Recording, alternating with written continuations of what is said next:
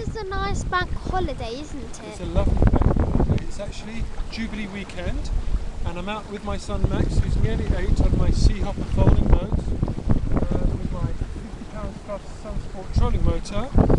And it's going to rain soon, so we won't be up for very long. But just to show you what a lovely little boat